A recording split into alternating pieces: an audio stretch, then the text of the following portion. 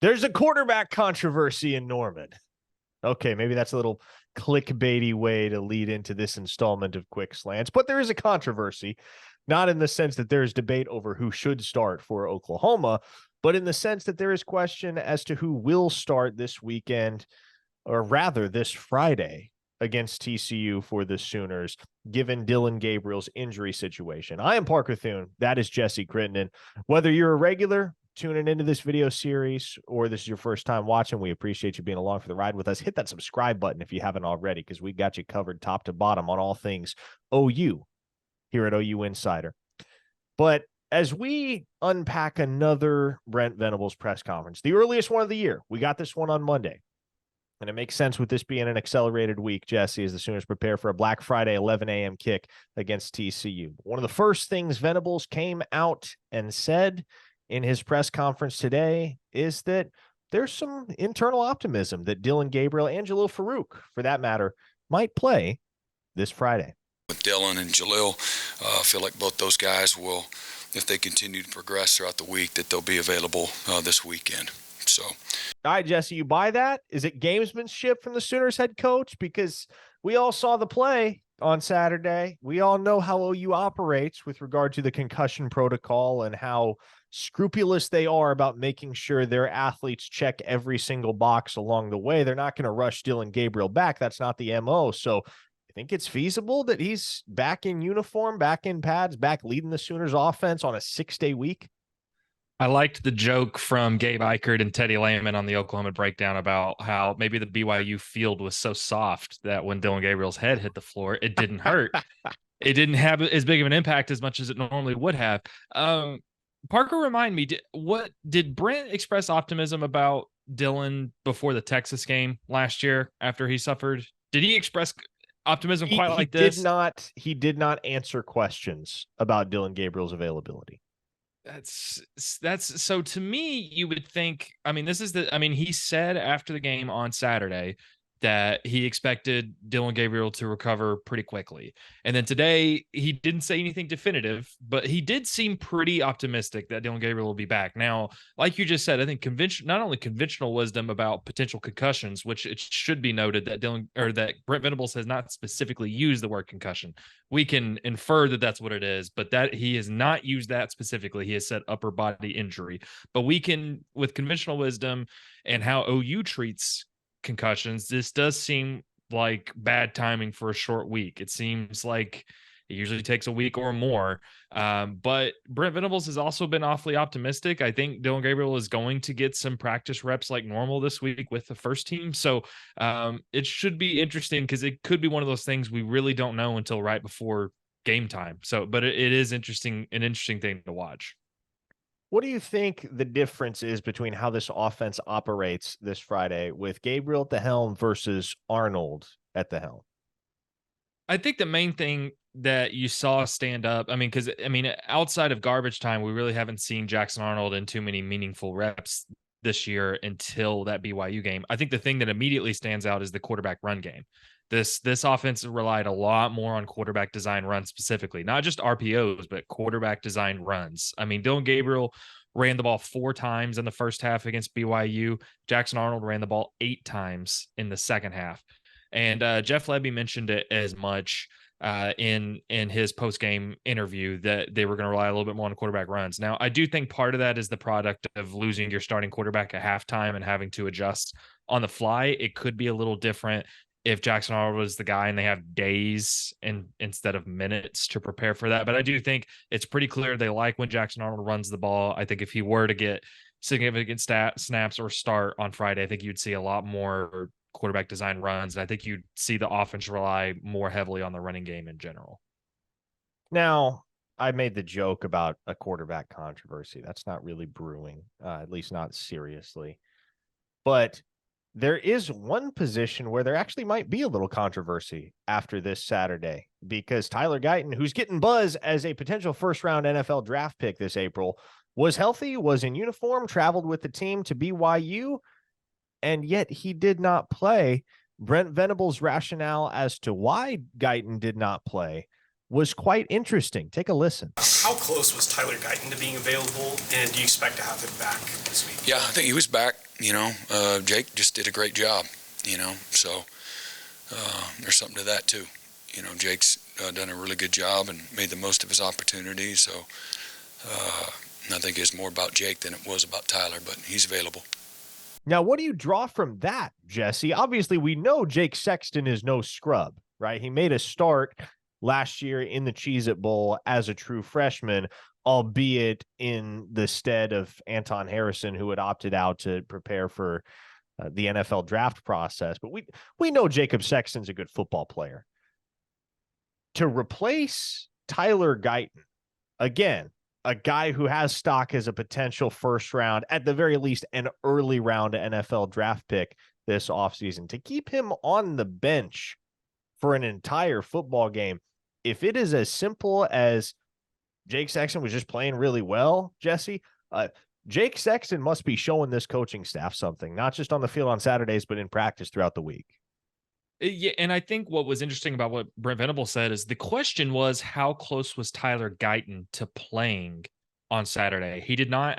The question wasn't about asking to compare Tyler Guyton and Jacob Sexton. The question was not about how is Jacob Sexton doing. It was just about, Tyler Guyton's missed the last 2 games. How close was he to playing on Saturday? Brent Venables did not have to say that Jacob Sexton, it was more about Jacob Sexton and why he got those minutes, or why he got those reps. It was more about Jacob Sexton and less Tyler Guyton. He didn't have to say that. It is pretty interesting when you look at, the Pro Football Focus data. Jacob Sexton played every single snap on Saturday, along with the other 4 starting offensive linemen and Walter Rouse, Caden Green, Andrew Raymond, McCabe Matower. Jacob Sexton played 79 snaps against West Virginia. So, he's played basically every snap the last 2 weeks. And we have seen this coaching staff before put somebody, through, suit them up, put them through warmups, and then them not play. That's what happened with Tyler Guyton on Saturday. It's not the first time we've seen that, but I do think it is pretty interesting that Brent Venables basically said it was because of Jacob Sexton's play. He basically said that unprompted. So that is interesting, given that it's almost a given Tyler Guyton's going to leave after this year with how highly he's projected to be drafted. So it's pretty interesting. Speaks volumes for Sexton. That is for certain. No doubt about it. Now, another position where the Sooners have had some injury issues, and Guyton sitting this Saturday was explained away by the fact that he was recovering from a concussion. So that factored in, I'm sure, as well into that decision-making process. But another guy that has suited up the last couple of weeks, but has not played for fear of aggravating the injury that he is recovering from, is starting cornerback Gentry Williams, who had really had a banner year for Oklahoma up until he ran into some health issues as the second half of the season rolled around. The Sooners have had major issues trying to fill the void as Williams has sat the bench the last couple of weeks. But good news from Brent Venables today regarding the sophomore's status. Gentry's back in practice yesterday. So, that hasn't been ideal. Again, going into the year, I talked about that position group not having much experience, and then we've been snake bit there with just some real long-term injuries other than Jaden Rowe, but man, that group has been, other than Woody, and Woody's been fantastic. Man, he's been great in every way you would want an older guy to be. But the rest of the group is, when they've been available, been pretty good, and but continuity and getting the chemistry and getting into a good rhythm, and then getting better because you're available, and so you're practicing all those things. The things that it takes to get better has been obviously lacking top to bottom. Now, to put this in better context, Jesse, on Saturday in Provo, the Sooners had 4 healthy corners, and 2 of them were true freshmen. You had Woody Washington, you had Kenai Walker, you had Jacoby Johnson, and you had Josiah Wagner. Jacoby Johnson had to go into the medical tent in the second quarter after getting dinged up in punt coverage. So you can make the argument that by the end of that football game, Oklahoma only had 3 guys at the cornerback position that were 100% healthy. Makari Vickers did not travel. Obviously, Williams was still on the shelf. This is and has been a position of weakness for Oklahoma in recent weeks. And it's not Woody Washington's fault. He's held his own, but pretty evident that Oklahoma just doesn't have anybody that's on Gentry Williams level right now. When you look forward to obviously this TCU game on Friday, but if Oklahoma were to sneak into that Big 12 title game, or, who knows, get a really good bowl game, or obviously play in the bowl game after that, this team desperately needs Gentry Williams if they want to finish the season the way they want to. And it's not just because, like you mentioned, the kind of the lack of depth there. And it's not only just the lack of depth, but Brent Venables has said it more than once. There's just a lack of experience there outside of Woody Washington and Gentry. But Gentry has been arguably the team's best cornerback when he's played, which is less, again, about Woody Washington and more about Gentry Williams. I mean, even despite missing 3 of the last 4 games, he's second on this team in interceptions behind Billy Bowman. So I think if you're looking ahead to, OU having the best chance to win against TCU, a team that's been kind of middle of the road, but has played pretty decently the last couple of weeks, it's going to be with Gentry Williams in the secondary. Because, I mean, even BYU quarterback, Retzlaff, played pretty well and had some success on Saturday. And I think a big part of that is the lack of Gentry Williams on the field. So I think if you're OU fans, you can sigh, you can feel some relief that Gentry Williams is likely back, because I think Oklahoma genuinely needs him to try to win on Friday.